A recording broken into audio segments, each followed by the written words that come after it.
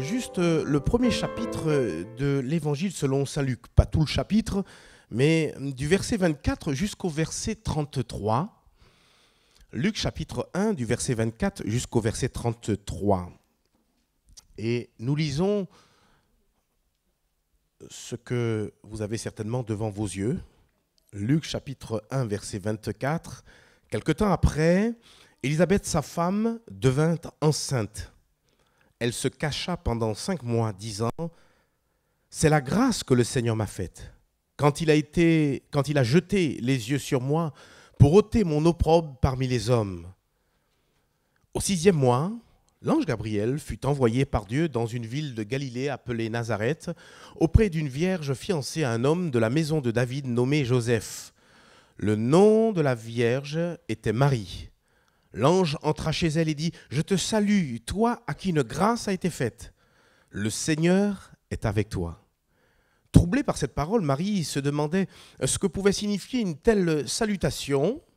Et l'ange lui dit « Ne crains point Marie, car tu as trouvé grâce devant Dieu. Et voici, tu deviendras enceinte et tu enfanteras un fils et tu lui donneras le nom de Jésus. Il sera grand et sera appelé fils du Très-Haut et le Seigneur Dieu lui donnera le trône de David son père. Il régnera sur la maison de Jacob éternellement et son règne n'aura point de fin. » Marie dit à l'ange « Comment cela se fera-t-il, puisque je ne connais point d'homme ?» Et l'ange lui répondit « Le Saint-Esprit viendra sur toi et la puissance du Très-Haut te couvrira de son ombre. C'est pourquoi le Saint-Enfant qui naîtra de toi sera appelé Fils de Dieu. Amen. » Par définition, qu'est-ce qu'une grâce ? Une grâce est une faveur, c'est un don, c'est un bienfait que l'on vous accorde volontairement alors que vous ne le méritez pas.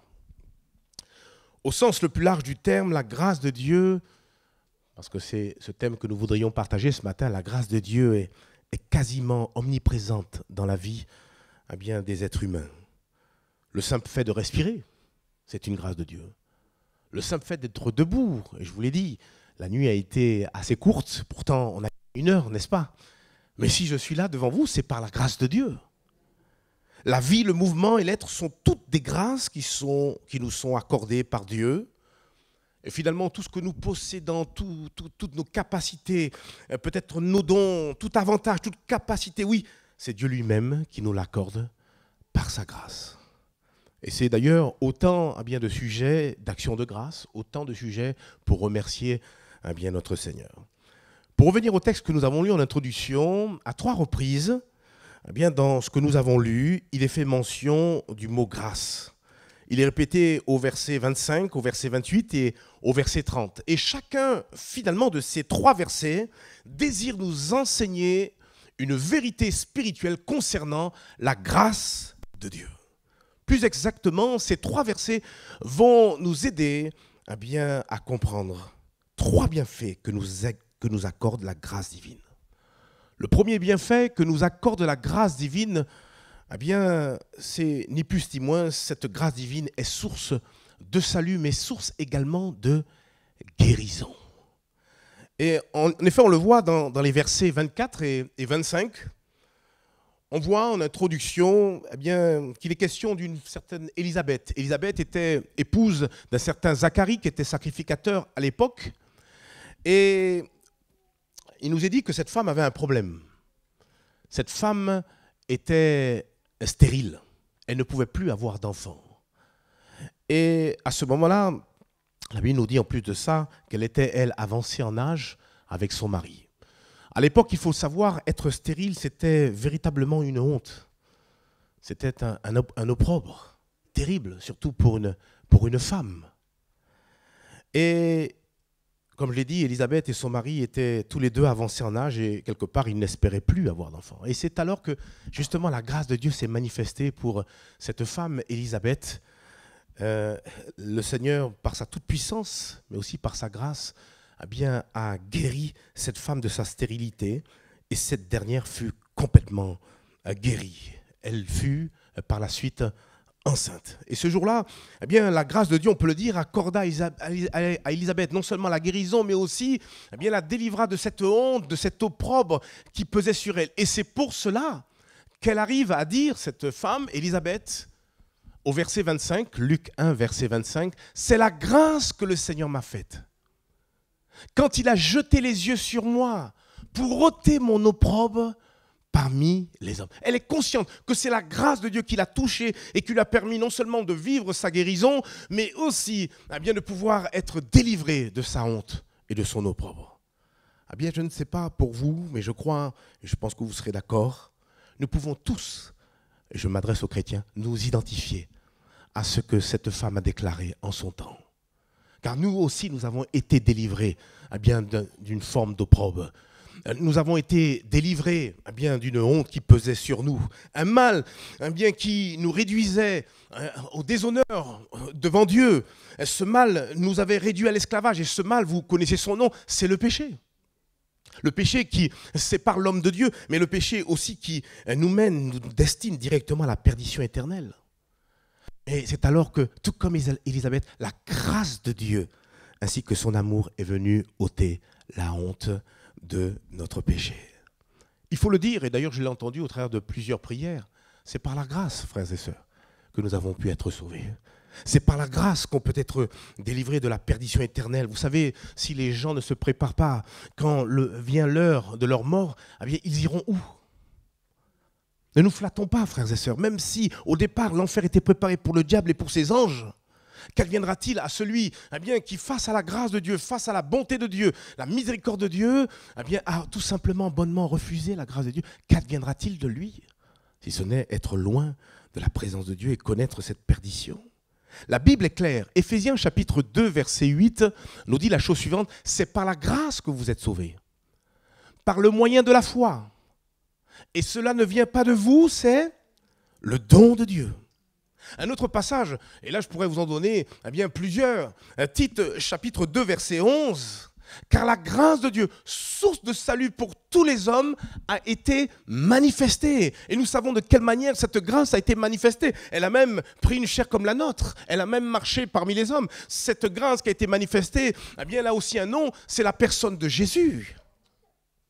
Et Jésus a évolué parmi les hommes. La Bible nous dit que la parole s'est faite chair. On peut lire Jean chapitre 1, verset 14. Et la parole a été faite chair. Et elle habitait parmi nous, pleine de grâce et de vérité. Et nous avons contemplé sa gloire, une gloire comme la gloire du Fils unique, venu du Père. Partout où Jésus, le Fils de Dieu, allait, il prodiguait à profusion cette grâce. Il le prodiguait avec abondance autour de lui. Et il publiait d'ailleurs une année de grâce de la part du Seigneur. C'est sorti donc de sa propre bouche quand il a été amené à pouvoir lire dans le livre d'Ésaïe, chapitre 61, ce que le prophète a dit. L'Esprit de l'Éternel est sur moi, il m'a oint pour annoncer une bonne nouvelle aux pauvres. Mais je suis là aussi pour publier une année de grâce de la part du Seigneur.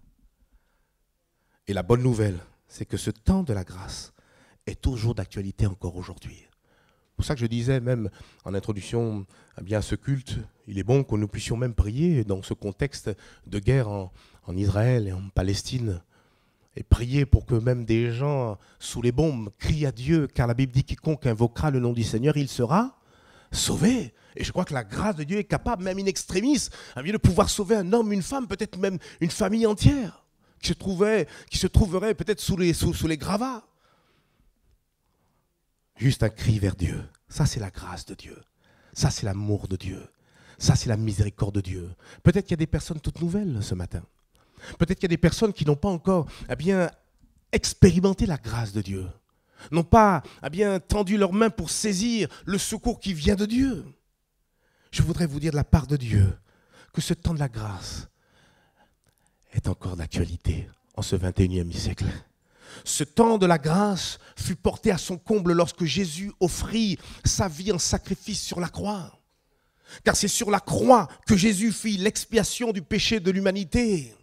Car c'est sur la croix aussi que la grâce divine coula à flot. Vous savez, vous connaissez ce vieux cantique de la croix, la grâce coule. Et encore aujourd'hui, la grâce coule. Bien sûr, d'une croix qui est vide, parce que Jésus n'est plus sur la croix, il n'est même plus dans le tombeau, mais Jésus est vivant au siècle des siècles, parce que 3 jours après sa mort, Jésus est ressuscité, et il est vivant au siècle des siècles, et la bonne nouvelle, c'est qu'il est là aujourd'hui. Et je peux vous dire de la part, alléluia, du Seigneur, qui veut vous faire grâce ce matin. Quel que soit ce que tu, qui que tu sois, quel que soit ce que tu as fait, quel que soit ton parcours, la grâce de Dieu veut pleinement t'entourer.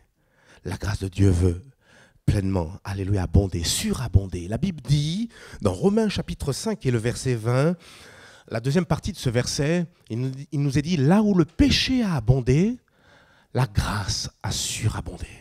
Et s'il y a un lieu où le péché a abondé, c'est bel et bien lorsque Jésus a pris à porter notre péché. Littéralement, le péché s'est amoncelé sous la personne de Jésus. Lui qui n'a point connu le péché, il s'est fait pécheur pour nous. Mais sur la croix également, je peux vous dire, la grâce de Dieu a surabondé. Surabondé pour toi, mon frère, ma sœur. Pour toi, cher ami, toi qui viendrais pour là les premières fois. Pour toi qui reviendrais au Seigneur, la grâce est prête aussi à surabonder. La grâce divine a surabondé lorsque Jésus, d'un cri passionné, a dit sur la croix, tout est accompli. Quelqu'un l'a aussi dit au travers de sa prière. Tout est accompli. Tétélesté. Voilà ce qu'il a prononcé. Et en disant cela, tout est accompli. Il disait, en fait, en quelque sorte, que tout est accompli, mon ami, pour que la grâce de Dieu t'accorde la paix, le pardon, peut-être même la guérison dont tu as besoin ce matin. Tout est accompli pour que la honte de ton péché, la honte de tes erreurs, la honte de tes égarements, qui ne s'est pas égaré à un moment donné? Tout est accompli pour que la honte de ton péché soit ôtée. Et Dieu, dans son amour, désire t'accorder sa grâce en surabondance. Laisse-toi toucher par cette grâce. Laisse le Seigneur venir toucher ta main, ton cœur.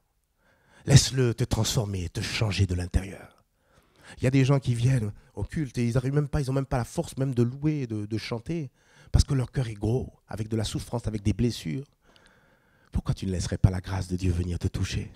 Pourquoi tu ne laisserais pas le Seigneur Jésus venir guérir tout cela? Élisabeth, en son temps, a connu la guérison. Et aujourd'hui, ce n'est pas Élisabeth que le Seigneur cherche, c'est ton cœur.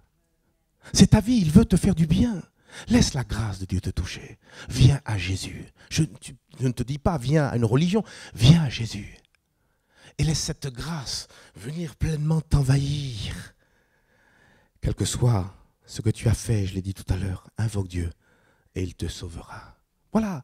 Le premier bienfait que nous accorde la grâce divine, c'est le salut et la guérison. C'est un package. Dieu veut te guérir, corps, âme et esprit, mais il veut te sauver, il veut te donner la vie éternelle. Il veut que tu aies cette merveilleuse espérance qui est l'espérance des enfants de Dieu. C'est que lorsque notre mort viendra nous surprendre, parce que souvent c'est ça, lorsqu'on fermera nos yeux sur cette terre, c'est pour les ouvrir dans le paradis de Dieu. Amen.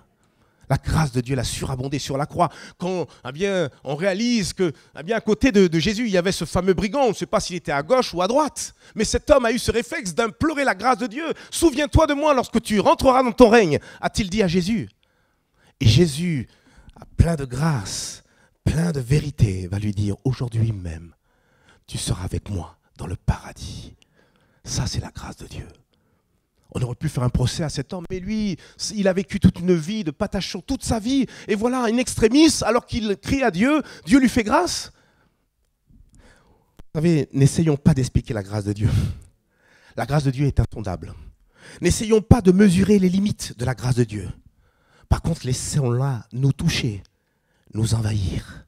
La grâce de Dieu ne repose pas sur le mérite. Elle ne se monnaie pas. On essaie de gagner la grâce de Dieu. Non, ça ne sert à rien. Elle ne se gagne pas.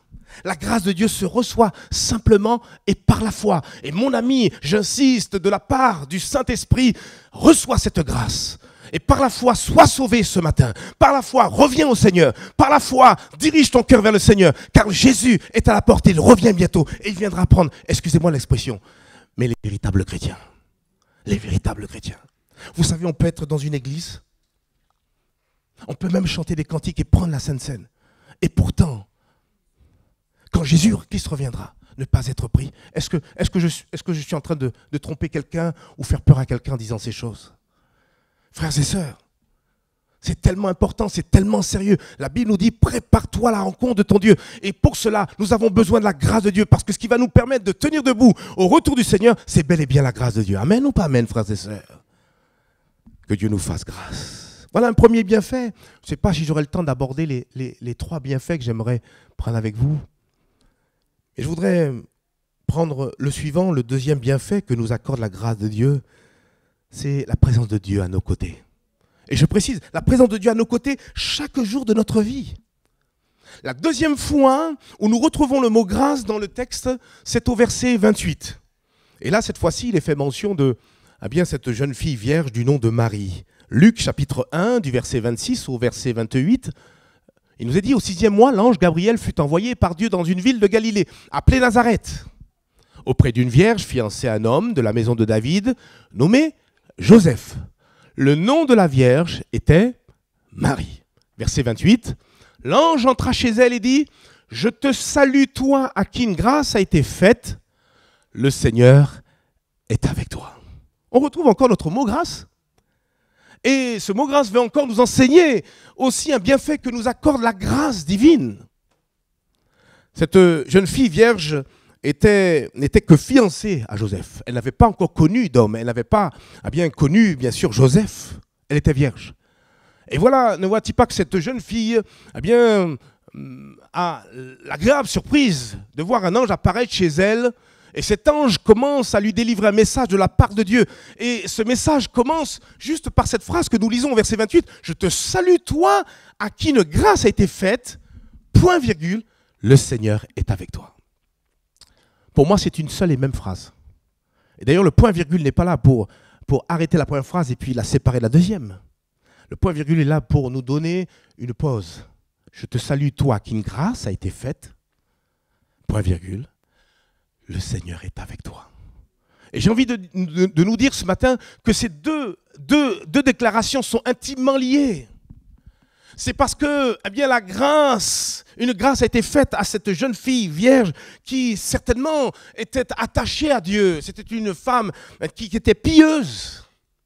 Et mais parce que la grâce de Dieu était attachée à cette femme, le Seigneur, en retour, était avec elle. Frères et sœurs, l'enseignement que nous devons tirer de cette parole, de cet ange Gabriel, c'est que lorsque la grâce de Dieu repose sur nous, immanquablement, la présence de Dieu est à nos côtés.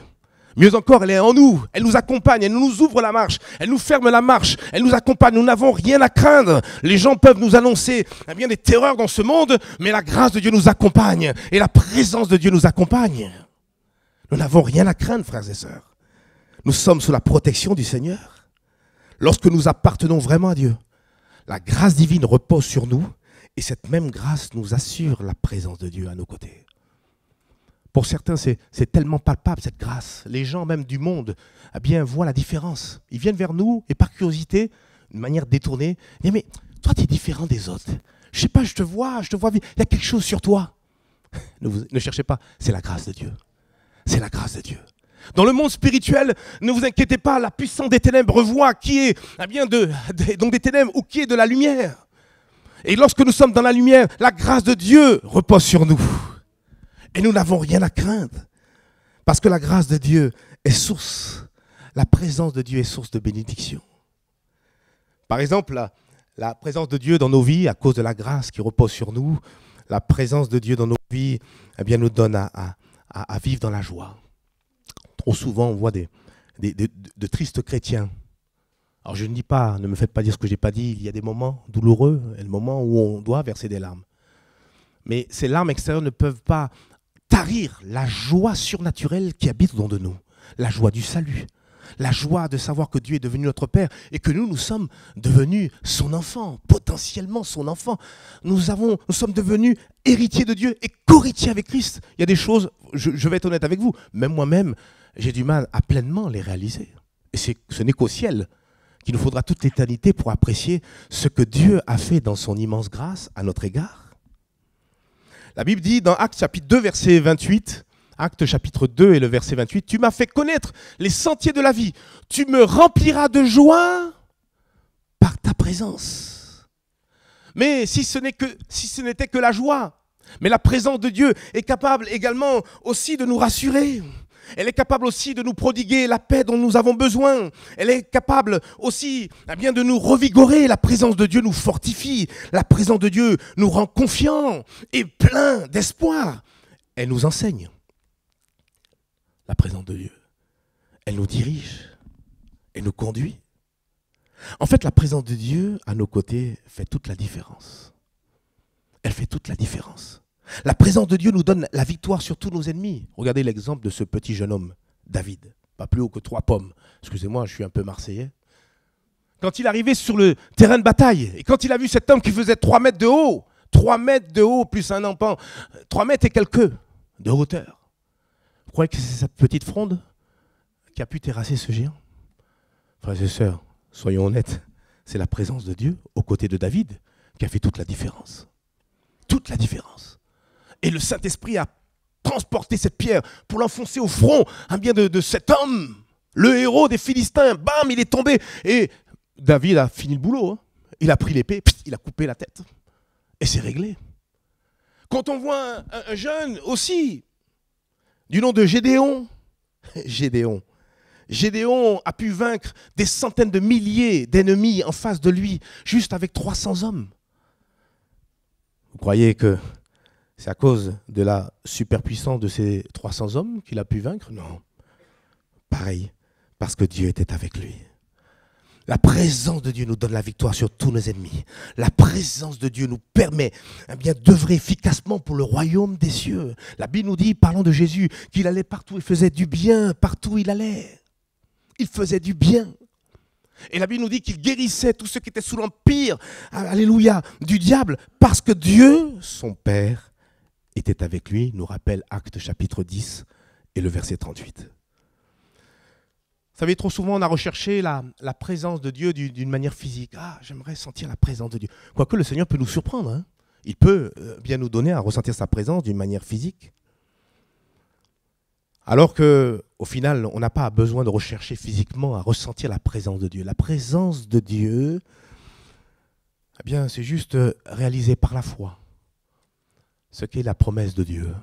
Parce que nous nous sommes réconciliés avec Dieu, parce que Dieu est devenu notre Père, que nous sommes devenus son enfant, eh bien, immanquablement, la grâce de Dieu repose sur nous. Et parce que la grâce de Dieu repose sur nous, eh bien, forcément, le Seigneur, il est avec nous. D'ailleurs, Jésus l'a dit, « Et voici, je suis avec vous tous les jours jusqu'à la fin du monde. » C'est pourquoi, mes frères et sœurs, je m'adresse aux chrétiens, veillons à ce que cette grâce divine soit toujours notre partage.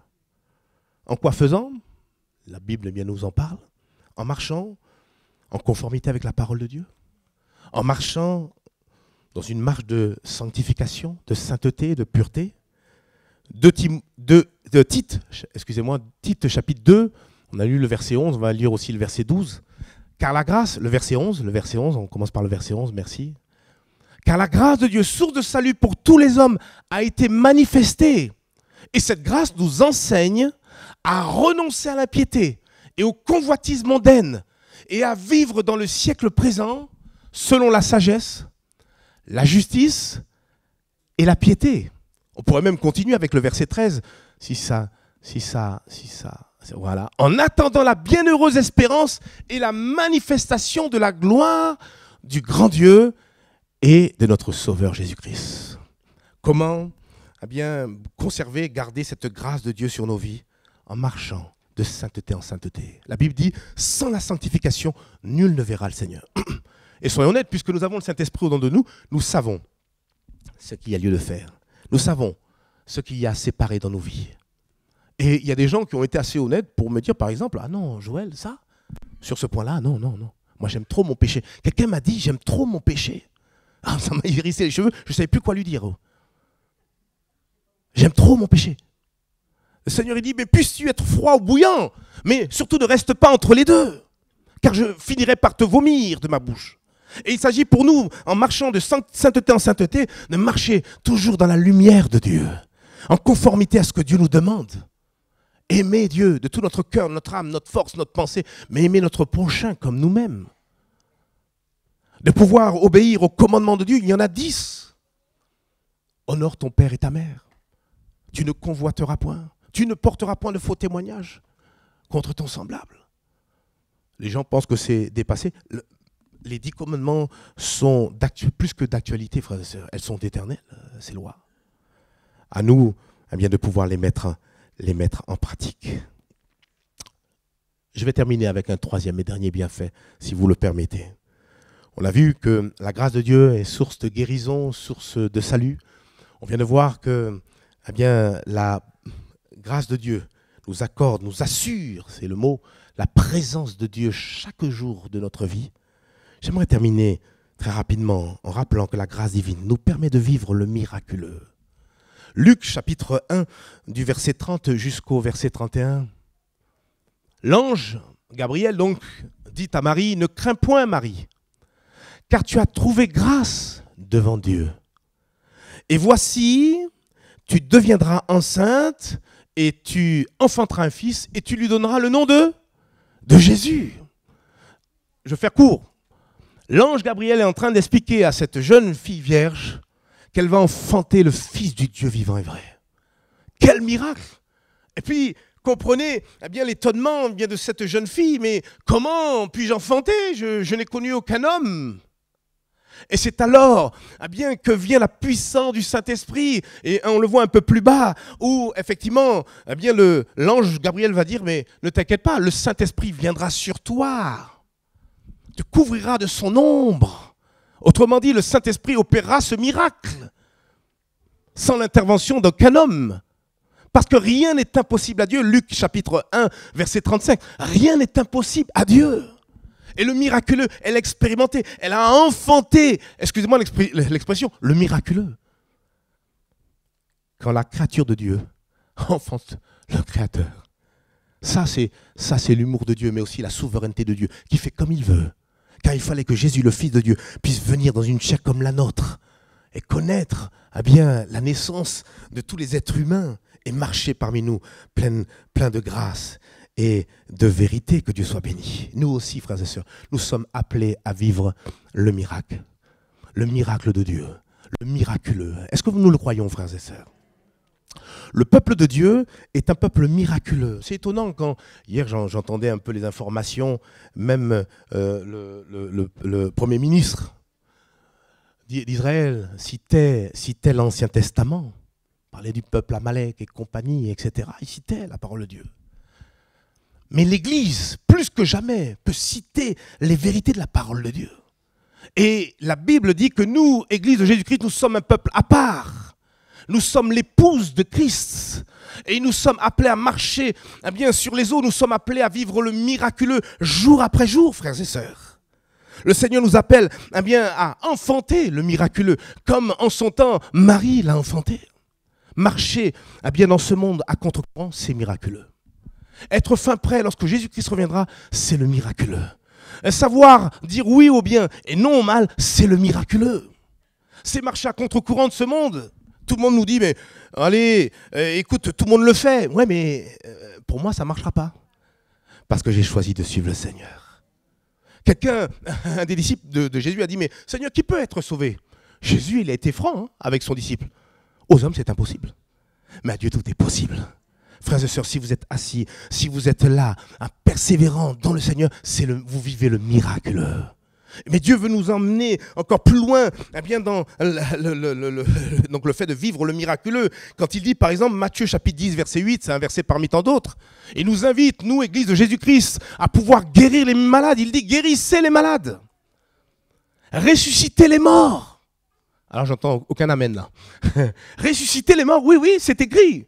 Purifier, merci Sylvain, purifier les lépreux, chasser les démons.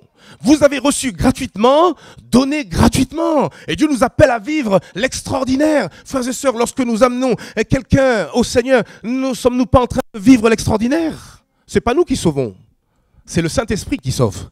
Mais Dieu peut nous utiliser et nous vivrons le miraculeux. Seigneur, c'est toi qui conduis ma vie, elle ne m'appartient plus. Et nous vivons, alléluia, l'extraordinaire, le miraculeux, lorsque eh bien, nous laissons Dieu conduire et diriger notre vie. Que dire en conclusion? Voici donc là trois grands bienfaits que nous procure la grâce de Dieu. Je les cite à nouveau. Premièrement, le salut et la guérison. Ensuite, deuxièmement, la présence de Dieu. La grâce de Dieu nous assure la présence de Dieu au quotidien. Et puis enfin, la grâce de Dieu nous permet de vivre le miraculeux. Mais pour en être bénéficiaire, et là je m'adresse à peut-être quelqu'un qui ne connaîtrait pas Dieu, laisse-toi toucher par la grâce de Dieu ce matin. Laisse-toi toucher par la grâce de Dieu. Et puis je veux aussi m'adresser, évidemment, à tous ceux qui connaissent déjà le Seigneur. Veillons à ce que la grâce de Dieu soit toujours notre partage. Et ceci jusqu'au retour du Seigneur. En parlant de grâce, on l'a compris, la grâce, elle nous suffit. C'est ce que, eh bien, un jour, le Seigneur a répondu à son serviteur, l'apôtre Paul, ma grâce te suffit. Quand vous avez la grâce de Dieu, vous avez tout ce dont vous avez besoin. Et ce n'est pas étonnant que le dernier verset, la dernière exhortation que l'on retrouve dans la Bible, fasse mention eh bien, de la grâce. Apocalypse chapitre 22, verset 21, on va terminer par cela. Il nous est dit que la grâce du Seigneur Jésus, soit avec tous. Amen. Et la Bible se termine avec cette parole. Que la grâce du Seigneur Jésus soit avec tous. Et que cette grâce nous permette d'être fin prêts. Parce que Jésus est à la porte. Prions ensemble le Seigneur. Amen. Seigneur, merci. Merci pour ta parole. Merci de nous rappeler ce matin, Seigneur Père, mon Dieu, les bienfaits que nous procure, Seigneur Père, ta grâce. Oui, elle est source de salut et de guérison. Oui, elle nous assure aussi, Seigneur, la présence indéfectible du Seigneur Jésus à nos côtés. Et cette grâce nous invite chaque jour à vivre le miraculeux. Comme en son temps, Marie l'a vécu. Comme en son temps, tant d'autres l'ont vécu. Seigneur, que l'église de Jésus-Christ, que l'église du Rouquier, que chacun de mes frères et mes sœurs, que moi-même, nous puissions vivre, alléluia, cette grâce qui nous invite à vivre le miraculeux. Seigneur, tu vois, Seigneur, qui serait là, Seigneur Père mon Dieu, ce matin. Tu savais qui serait là. Et tu vois peut-être celles qui ne te connaîtraient pas. Et qui en ce lieu, Seigneur, ont besoin d'être touchés par ta grâce. Tu connais aussi, Seigneur, ceux et celles qui ont besoin de revenir à toi. Ceux et celles qui ont besoin, Seigneur Père mon Dieu, de retrouver, Seigneur, les bras d'amour du Père, comme on l'a chanté tout à l'heure. Qui ont besoin d'un attouchement de ta grâce. Manifeste-toi, glorifie-toi au nom de Jésus. Alors qu'on a les têtes baissées, frères et sœurs, les yeux fermés, je voudrais m'adresser à une personne qui viendrait, pour là où les premières fois peut-être, ou une personne qui est habituée, mais peut-être une personne qui a besoin de s'approcher de Jésus, qui a besoin de se réconcilier avec Dieu, qui a besoin de, tout à nouveau, de se repentir, de se convertir, de revenir à Dieu. Je voudrais te donner l'occasion, ce matin, aujourd'hui même, comme Jésus l'a dit, c'est aujourd'hui le jour de la grâce, aujourd'hui le jour du salut. Et si eh bien, tu as besoin d'être pardonné, tu as besoin que le Seigneur ôte ta honte, comme on l'a lu tout à l'heure, tout comme Élisabeth, je voudrais t'encourager eh bien, à te manifester en levant juste ta main et puis la rebaissant. Oui, tu peux baisser ta main. Oui, tu peux baisser ta main. Oui, vous pouvez baisser. Oui, tu peux baisser ta main. Oui, tu peux baisser ta main. Oui, tu peux baisser ta main. Oui, tu peux baisser ta main. Oui, le Seigneur t'a vu. Baissons nos têtes. Il y a des personnes qui ouvrent les yeux, je le vois, et qui ne lèvent pas la main. Ne soyons pas curieux. C'est entre nous et Dieu. On peut passer toute notre vie à être curieux et puis ne pas avancer personnellement. Si tu as besoin de la grâce de Dieu, lève ta main dans le nom de Jésus et Dieu te fera grâce. Oui, oui, oui. Alléluia. Gloire à Dieu, gloire à Dieu. Seigneur, il le voit. Il le voit. Seigneur, tu vois toutes ces personnes qui se sont manifestées, qui ont levé leurs mains. Ma prière ce matin, Seigneur, c'est que tu puisses les rencontrer. Ce qui est rassurant, c'est que tu sais, Seigneur Père mon Dieu, tu connais nos cœurs, tu les sondes. Et tu vois la sincérité, tu vois la vérité. Et quand tu vois cette vérité, cette sincérité, cette simplicité, peut-être même aussi cette foi qui est indispensable, alors tu t'approches et tu touches. C'est ma prière ce matin. Viens t'approcher de ceux et de celles qui, dans un geste, Seigneur Père, vrai et plein, empreinte de foi, implorent ta grâce. Tu ne refuses pas la grâce à ceux et celles qui s'approchent de toi. Ce matin, Seigneur Père, mon Dieu, tu purifies et tu enlèves toute honte. Tu pardonnes le péché. Seigneur Père, mon Dieu, tu transformes les cœurs. Seigneur, tu fais de ces personnes de nouvelles créatures. Tu connais ceux et celles qui ont besoin de se réconcilier avec toi. Fais grâce, Seigneur, en ce matin. Fais grâce, s'il te plaît, Jésus. Et donne-leur, Seigneur, à marcher fidèlement, Seigneur, dans tes voies. Et, Seigneur Père, comme nous l'avons entendu au travers de ce don spirituel, à se nourrir de ta parole, afin que la foi puisse grandir au-dedans d'eux et qu'ils puissent avoir cette conviction, cette assurance que, Seigneur, à cause de la grâce, qui demeure sur leur vie. Seigneur, ta présence va les accompagner, va leur assurer une pleine victoire sur tous leurs ennemis et leur donner d'être fin prêts pour ton prochain retour. Oui, Seigneur, je te prie de toucher encore, Seigneur, Père mon Dieu, ces personnes qui se sont manifestées et d'intervenir là où ils ont besoin de toi, là où ils ont besoin peut-être même de faire de l'ordre, de mettre de l'ordre dans leur vie. Seigneur, ceux qui veulent renouer avec toi, ceux qui, Seigneur, décident de raccrocher avec toi, fais grâce en ce matin, au nom de Jésus. C'est indéniable, tu es là présent. Et nous nous prosternons de cœur devant toi. Manifeste-toi, glorifie-toi. Père, nous te le demandons dans le nom de Jésus. Amen, amen.